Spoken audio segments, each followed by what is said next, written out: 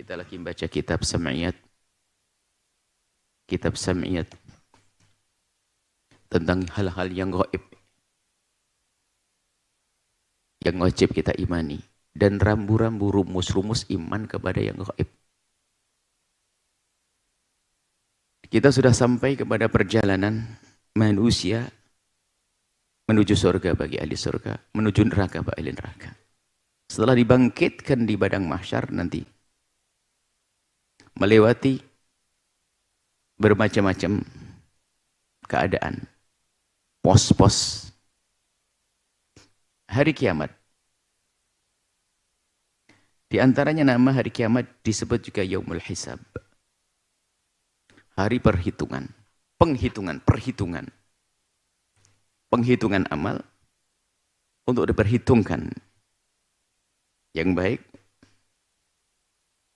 dan yang buruk. Yaumul Hisab adalah hari di saat Allah membuat perhitungan akan amal hambanya.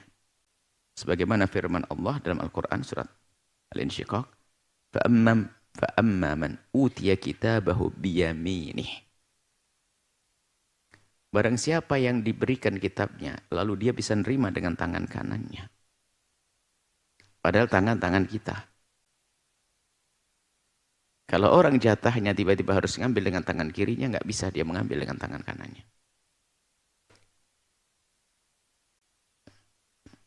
Caranya bagaimana? Mungkin dalam suasana yang jadi kalau gambarannya kayak apa?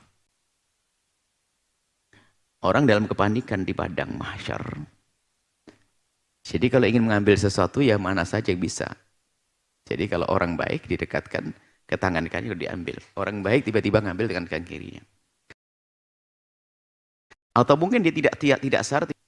Yang jelas kalau sudah menerima catatan amal nanti dengan tangan kirinya, maka sengsaralah dia. Kalau dengan tangan kanannya, fasawfa yuhasabu hisaban yasiru, akan diperhitung. Akan dihitung, tapi dengan gampang. Dimudahkan, hanya tanya jawab ringan saja. Kurang begini, hanya dihitung ringan. Kemudian setelah itu diloloskan. Dan hisab itu sendiri termasuk ya beban. Makanya kalau ingin masuk surga adalah, ya Allah masukkan kami surga tanpa hisab. Amin. Nggak ada tanya jawab, ditanya lagi. Wan Sayyidah Aisyah, riwayat dari Sayyidah Aisyah radhiyallahu taala anha, an-Nabiy sallallahu alaihi wasallam, sungguhnya baginda Nabi Muhammad sallallahu alaihi wasallam qala, man husiba udzib, dihisab sudah disiksa, deg-degan. Biarpun tuh polisi baik, lembut hati dan sebagainya, Anda di stop, Anda pun punya SIM, motornya lengkap, deg-degan. Itu baru sesama manusia hisab.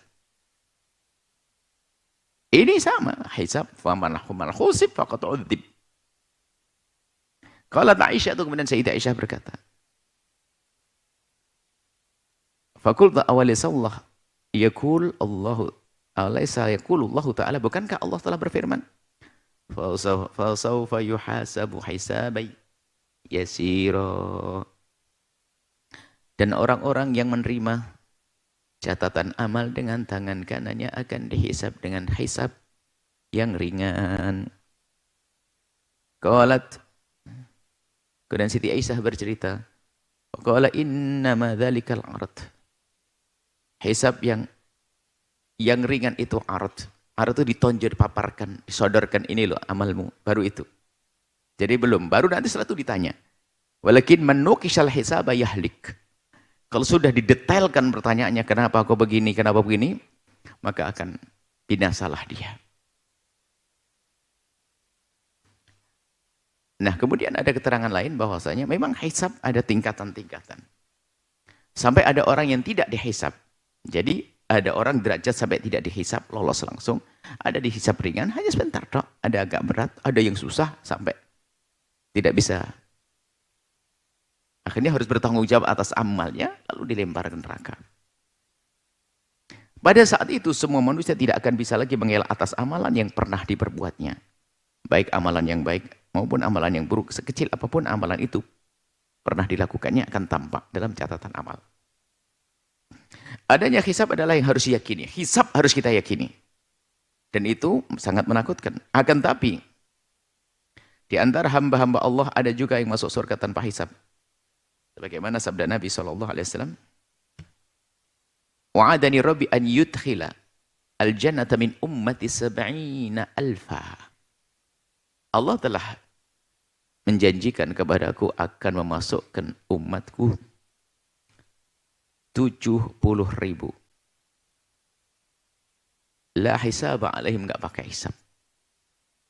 Semoga ini golongan kita, amin. 70.000 habis sudah dengan sahabat Nabi. Mana bagian kita ini? Hah? Yang di sahabat saya sudah habis 7.000. Yang tanpa hisab 70.000 habis. Mana bagian kita? La hisab alim, tidak ada hisab wala adab, enggak ada hukuman.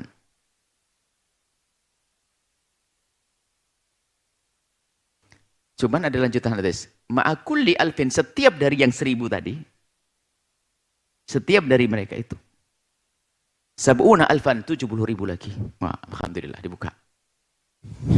Nah, semoga kita masuk. Oh, masih ada tambahan. Insya Allah dapat bagian kita. Banyak kok jatahnya. Jadi setiap dari mereka membawa lagi 70.000 lagi. Buka kalkulator, dihitung. Allah Maha Kasih. Bisa lebih dari itu. Apalagi ulama mengatakan bilangan disebut tidak harus pasti. Menunjukkan begitu banyaknya. Sebab mengatakan banyak sekali yang nanti masuk surga tanpa hisab. Tanpa ditanya. 70.000, setiap satu bawa 70.000. Coba dihitung. Kayaknya sudah habis ulama, sampai ulama-ulama generasi abad kelima sudah habis. Kita tidak ada bagian, jauh banget.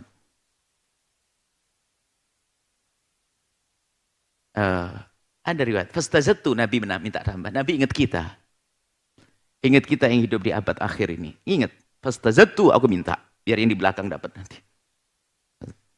Fastazattu Rabbi Azza wa Jalla, kemudian aku minta lagi kepada Allah, fazadani, ditambah lagi. Ma'kulli wahidin, setiap dari satu yang tadi, sab'ina alaf, 70.000 lagi. Wah, luas lagi. Alhamdulillah. Kita punya Ar-Rauf Rahim bagi Nabi yang penuh kasih. Minta tambah lagi, minta tambah lagi. Catatan perihal amal orang zalim dan penggunjing, pahalanya akan diberikan pada orang yang dizalimi dan digunjingnya. Akan tapi jika ia tidak mempunyai pahala, maka dosa atau amal buruk orang yang dizalimi dan digunjingnya akan diberikan kepadanya. Ini catatan hisab-hisab tadi, tiba-tiba kok catatannya kosong. Ini bagaimana? Padahal saya banyak amal baik. Katanya sudah pindah ke orang lain. Kenapa? Suka gunjing, ngomongin kejelekan menteri, artis. Bukan urusanmu. Sok banget ini. Apalagi ngomongin kiai, ulama, habaib, ustadz. Temennya digunjing. Habis. Rekeningnya kosong. Sudah pindah ke tempat lain. Maka tolong jangan biasa ngomongin kejelekan siapapun. Jangan gunjing. Jangan zalim. Jangan zalim. Sebab yang kita zalimi akan mengambil pahala kita. Kita akan menjadi orang bangkrut, orang rugi. Atadruna manil muflis, siapakah orang yang bangkrut? Apakah kalian tahu, wahai sahabatku? Sahabat menjawab, Allah wa rasuluhu a'lam. Allah dan Rasul yang lebih tahu tentang orang bangkrut. Orang bangkrut di akhirat. Nabi menjawab, orang yang ya'ti yaumil qiyamati bi sholatin wa zakatin wa siyamin. Orang yang datang di hari kiamat dengan pahala yang banyak. Seolah-olah dia punya zakat, punya puasa, punya sedekah. Wa qad daraba hadza wa syatama hadza wa qadhafa hadza wa akhadha mal hadza. Cuman dia kreatif. Sesaat mencaci fulan, sesaat mukul si B, sesaat ngambil duitnya si C. Wah, kreatif dia. Kreatif dalam tidak kebaikan. Habis. Makanya diambillah dari kebaikannya, diberikan pada orang yang didolimi. Kalau ternyata sampai kebaikannya habis, diambilkan dari dosa orang yang didolimi, akan ditumpangkan mereka, kemudian dilemparkan ke neraka. Tengok dirimu sendiri. Dolim kepada siapa saat ini? Dolim kepada siapa? Dolim kepada siapa? Kepada ayahmu?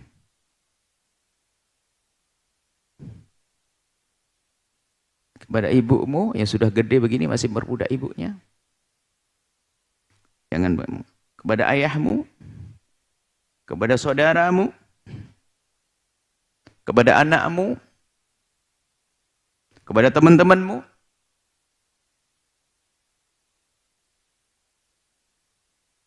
kepada saudaramu dzalin halus. Kau jadikan ayahmu tidak adil kepada anaknya. Zalim kepada saudara. Kau jadikan orang menjadi zalim pada orang lain. Banyak bermacam-macam kezaliman.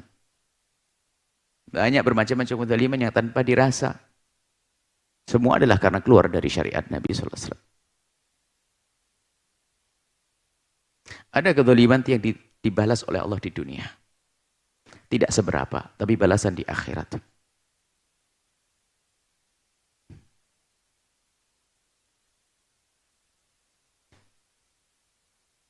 Akan tapi ada balasan di akhirat. Kalau kita zalim kepada seseorang, kalau dibalas oleh Allah di dunia, kisahnya selesai di akhirat. Tapi yang paling mengerikan adalah tiba-tiba akan dipetik di akhirat.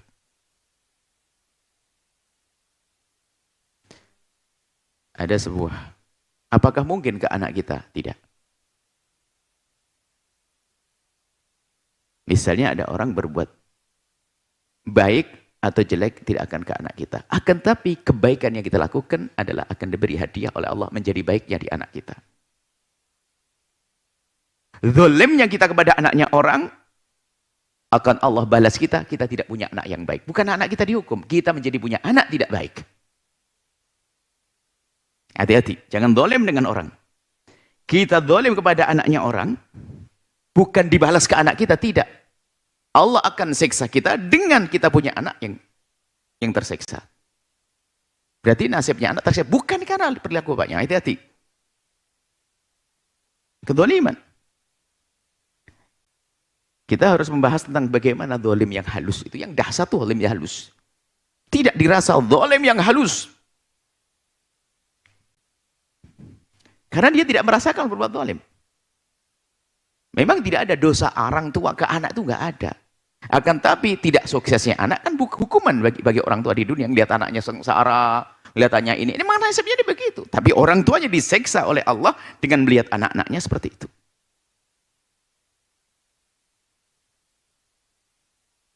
Ada perhitungan di hari akhir. Kalau di dunia ditampakkan permasalahan, problem, musibah di dunia sederhana.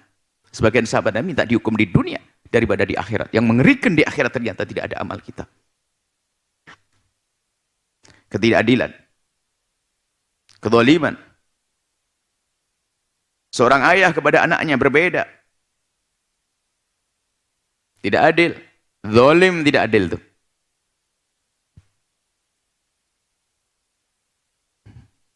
Kalau Anda punya anak, anak Anda rela tidak diperlakukan adil, itu sah. Misalnya anak Anda berkata, ayah, biar adik saja deh yang ayah kasih, nggak usah saya. Itu anak yang baik. Berarti dia telah merelakan untuk diperlakukan tidak adil. Karena apa? Sayang kepada saudaranya. Bukan adalah anak hebat. Dia merelakan haknya diambil oleh saudaranya. Kemuliaan, tapi kalau ada upaya dia memfitnah kepada ayahnya, berbisik atau mengajari ayahnya, biarpun caranya halus, biar tidak dekat dengan saudaranya, Allah Maha tahu yang ada di hatinya. Biarpun anak itu badung bandel, nggak boleh seorang ayah berlaku tidak adil. Biarpun anak badung bandel, tidak boleh seorang ayah berbuat tidak adil. Sebab ketidakadilan itu akan merusak hati, akan menjadi anak pendengki suatu ketika nanti. Tapi ingat, kalau Anda sebagai anak melihat orang tua Anda tidak adil, jangan sekali-kali mengatakan tidak adil. Sesungguhnya bisa saja ingin berbuat adil, cuman belum gilirannya nyampe kepada Anda. Anak jelek yang menganggap ibu bapaknya tidak adil.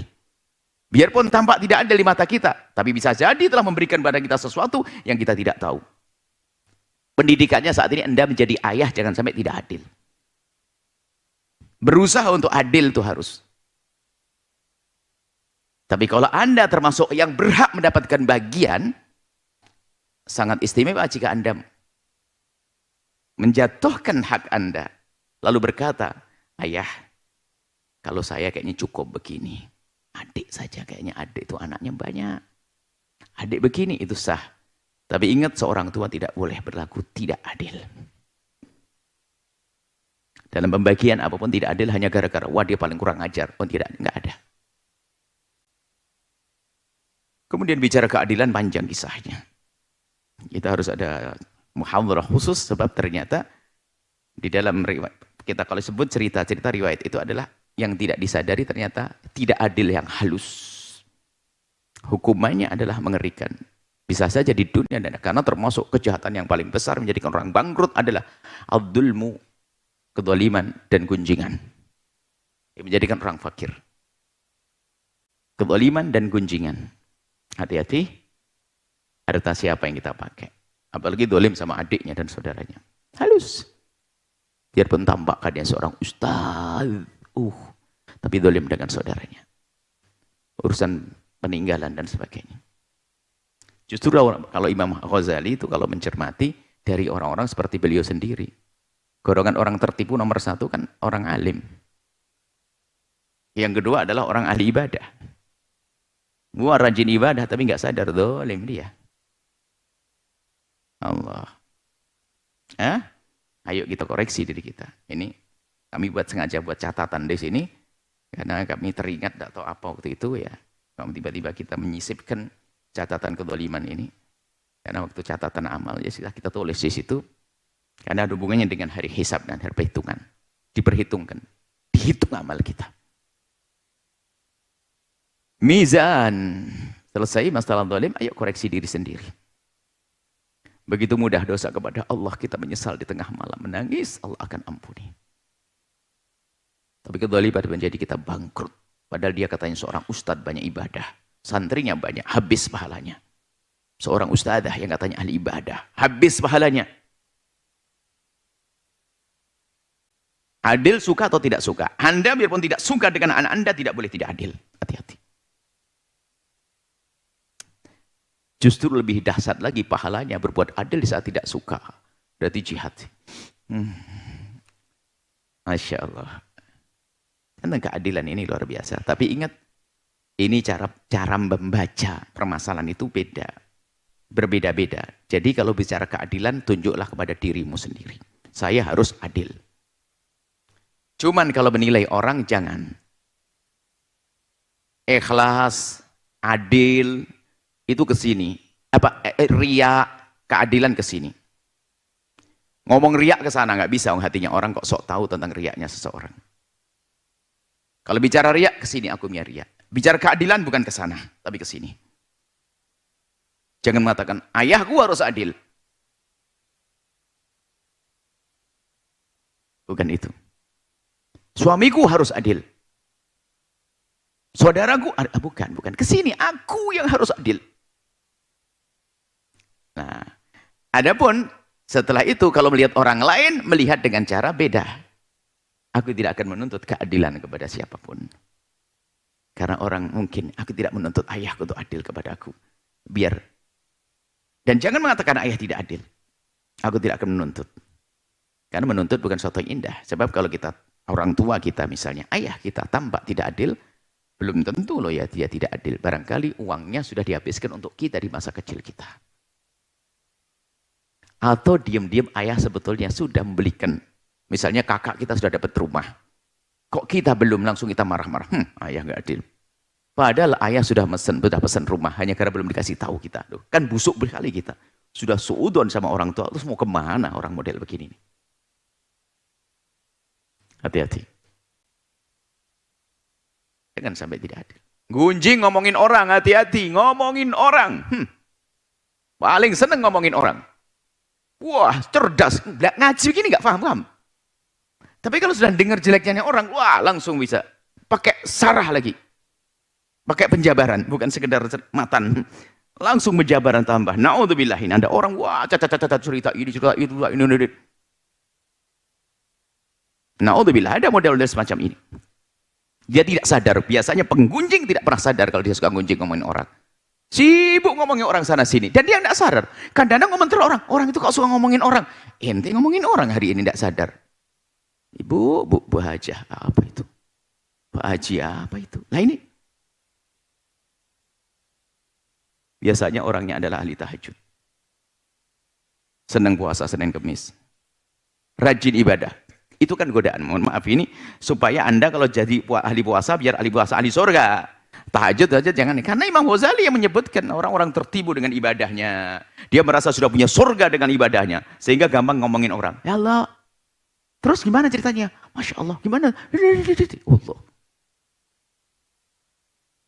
Dia bisa bercerita lebih yang lebih. Bukan saja yang terjadi, ada tambahannya. Na'udzubillah.